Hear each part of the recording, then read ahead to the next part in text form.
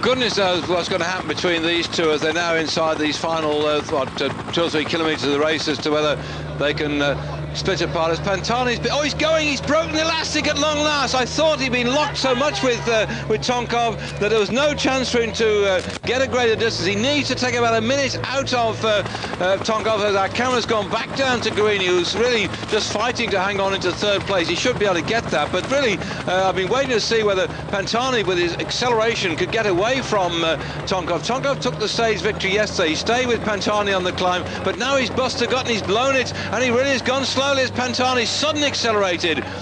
He has to take about another half a minute to a minute out of Pantani, but I think he's probably left it a bit late now, and Pantani has gone away as Tonkov has run out of steam.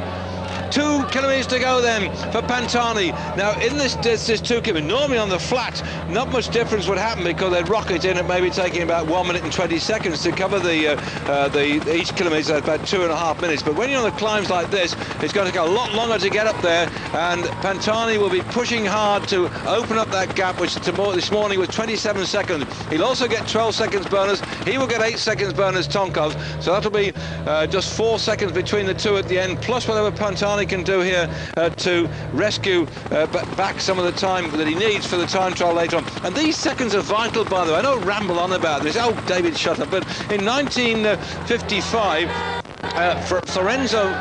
Fiorenzo Magni won the Tour of Italy from Fausto Coppi, yes, him again, by 12 seconds. That was all. And then in 1957, Nencini beat Luis Bobby by 19 seconds. Then again in 1974, Eddie Merckx beat Baroncelli by 12 seconds.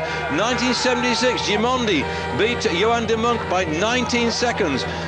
Battaglini in 1981 beat Tommy Priem by 38 seconds. And as recently as 1993, then Indurain beat Ugramov by some 58 seconds. So every second is vital. It doesn't matter of minutes now like it used to be in the old days, because if you go back down the old days, we can get, for instance, way back in 1914, Cal Solari won the Tour of Italy by 1 hour, 57 minutes and 26 seconds. The following year, Girardengo won it by 50 minutes. The following year, Bologna won it by 30 minutes. That was in the 1990s, 1920s. And only since the war have we had 2 big wins. That was Fausto Coppi in 1949. He beat Gino Bartali by 23 minutes and 47 seconds.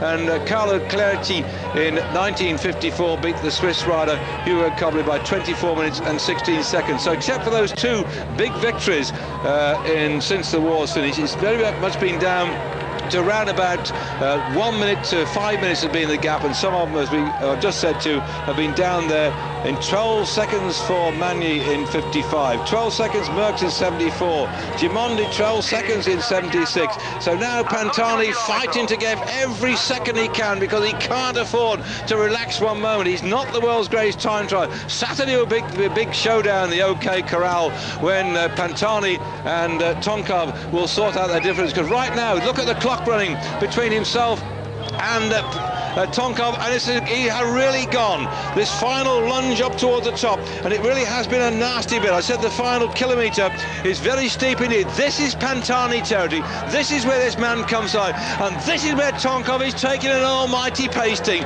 Watch the clock on the right hand side.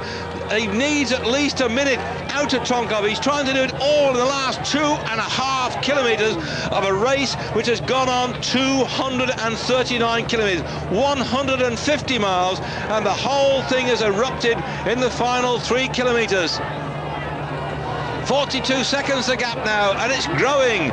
He could get the thick end of a minute, could Pantani, plus his 4 seconds difference between the 2 of them on the bonus at the end of it. This is what he needs if he's going to win the Tour of Italy. This is the day when it really happens. He's not good at time trialing. He knows that. He knows this is the day he buries himself.